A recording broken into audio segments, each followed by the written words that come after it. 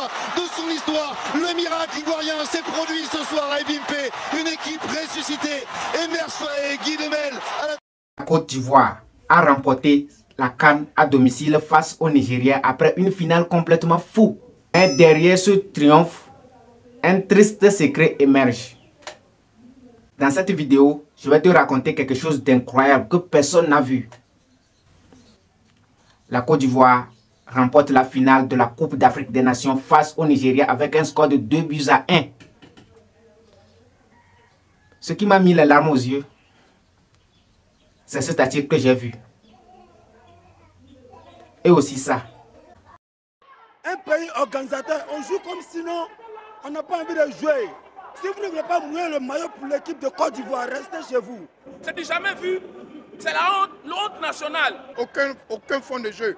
L'entraîneur, vraiment, on ne sait pas quel système l'a mis en place. L'entraîneur qui est là, qui n'est pas réactif, pendant qu'on a des joueurs compétents qui sont sur les bancs de touche. Plus jamais de Coupe d'Afrique ici en Côte d'Ivoire.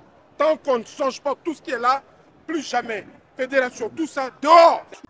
Quand je vois ça, je me dis techniquement, ils n'ont pas tort. Si tu vois le parcours de la Côte d'Ivoire, ils ont eu des défaites en phase de poule loin contre le Nigeria et l'autre contre la Guinée équatoriale. Son dernier espoir, ils le devaient au Maroc après avoir remporté leur premier match contre la Guinée-Bissau. 2-0.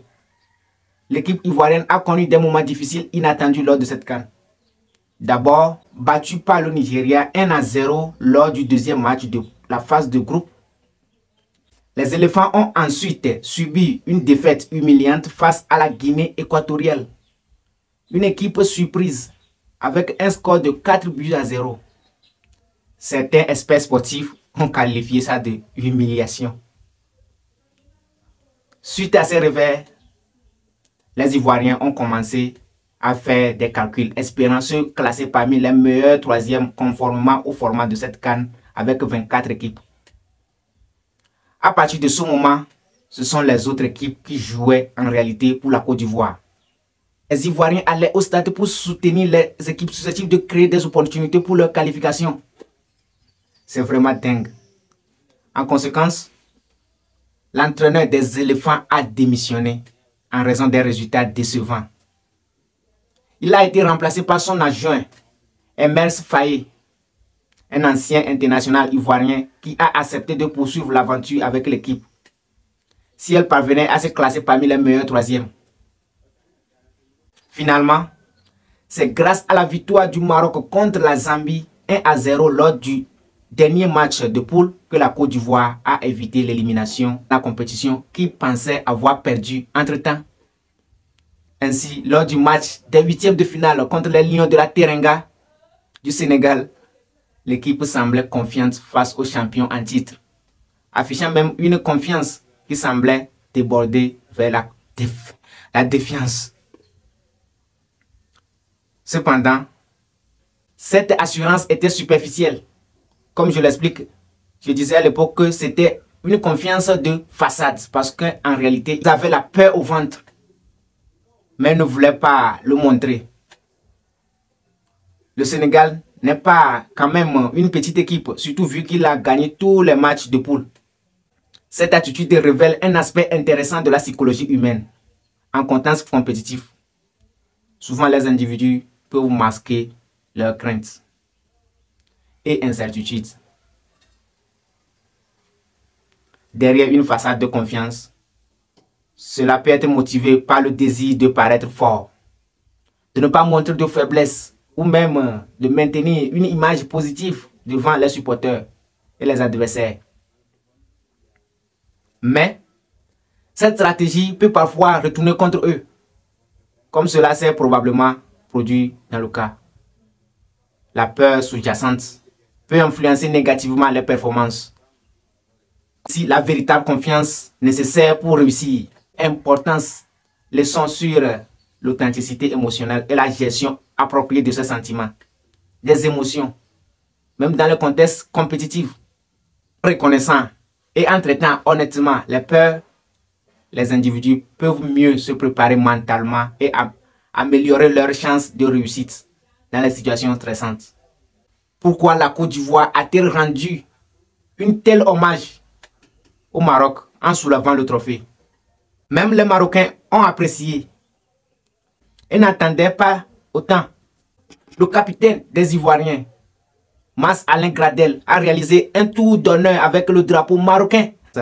Chacun y a vu une geste de fair play, une transmission de témoins entre les Ivoiriens et les Marocains qui accueillent la prochaine CAN.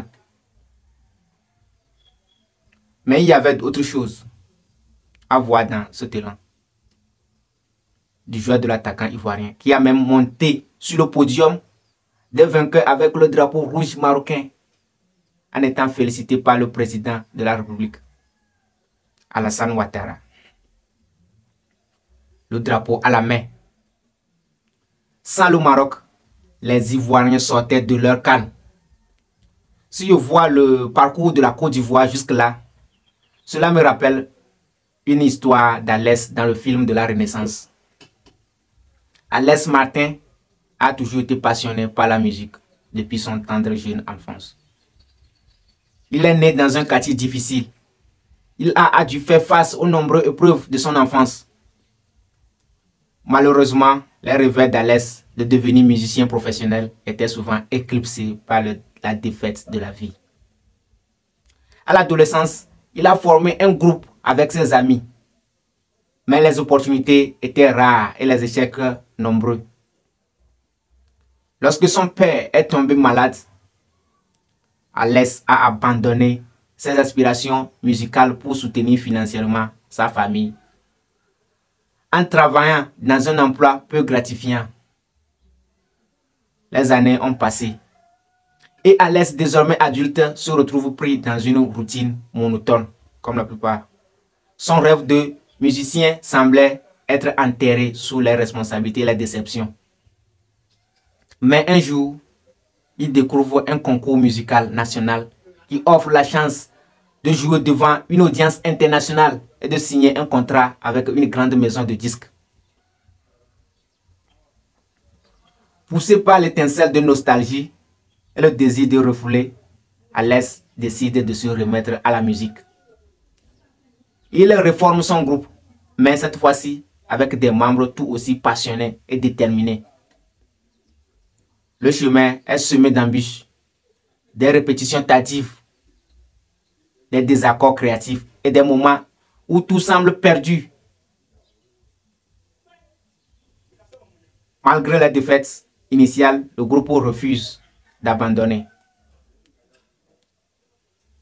Alès puise dans ses expériences passées de vie, transformant la douleur en une énergie créative. Il crée une musique puissante et authentique qui raconte l'histoire de leur lutte. Et le jour du concours arrive. Et devant une foule attentive, il livre une performance magistrale.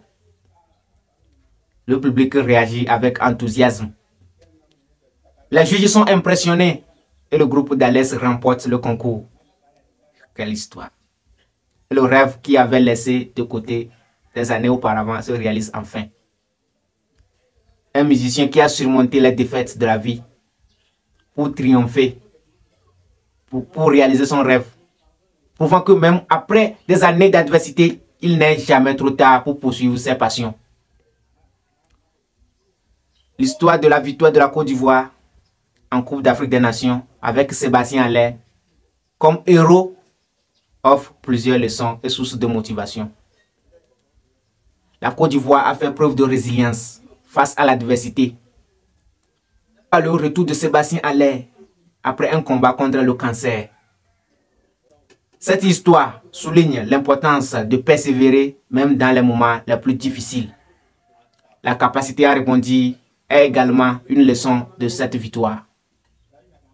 Bien que cette équipe ait été menée au score, elle a réussi à revenir et à remporter le match, démontrant ainsi la nécessité de rester concentré et de s'adapter et de rebondir face au revers.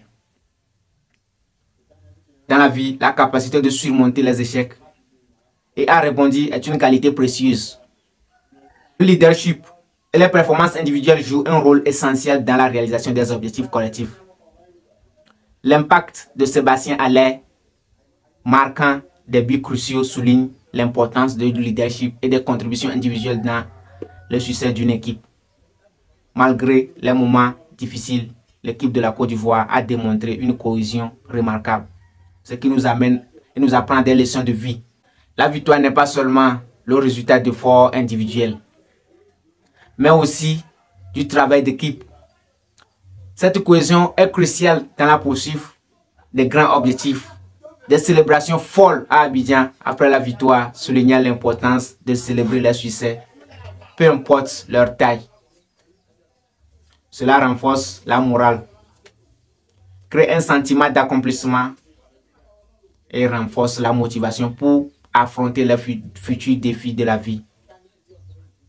Si vous êtes nouveau sur la chaîne, je vous invite à vous abonner pour ne manquer aucune de nos prochaines vidéos et laissez-moi un commentaire, ça me fera plaisir.